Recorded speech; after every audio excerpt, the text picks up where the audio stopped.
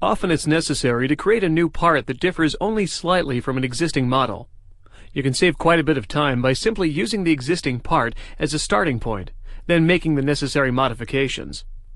If your task also requires that you create a drawing for the new part, there's a simple technique that allows you to reuse the drawing from the original part. Note that the technique I'll be using has two variations, depending on whether the original drawing is open or closed while the original part file is modified and saved. First, let's take a look at the situation where the original drawing is open. Here I have a completed drawing of the original part. I'll open the part file and make a change.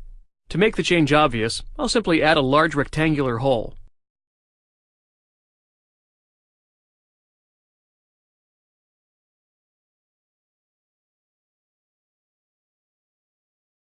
This modified part must now be saved as a new part file. To do this, I'll click File, Save As. Remember that the original drawing is currently open. SOLIDWORKS detects this and presents a warning message indicating that a currently open document is referencing this part file. It lets you know that this reference will be replaced by performing a Save As. I'll click OK to dismiss the warning, and I'll type in the name Modified 1 and switch over to the drawing.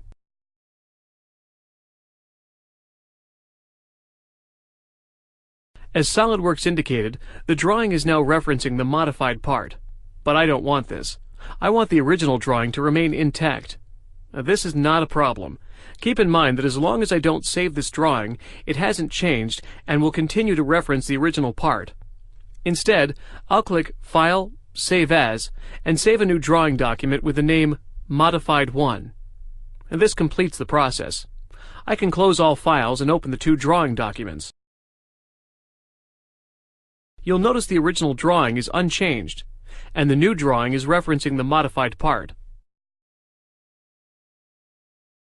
The second variation of this technique is important to know in case you start making modifications on the original part without first opening the original drawing. I'll begin by closing all files and opening the original part. I'll add another clearly noticeable hole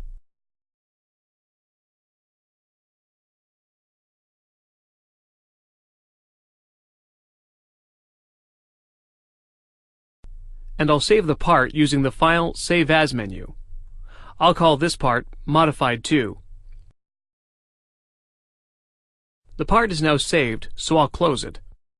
Now the challenge is to reuse the original drawing file so that I don't have to create a new drawing from scratch for the Modified 2 part file. To do this, I'll use File, Open to bring up the Open dialog box. I'll highlight the original drawing. Be sure not to open it in this step. I simply want to highlight the file. Next, I'll click the References button. The part file being referenced by this drawing is listed.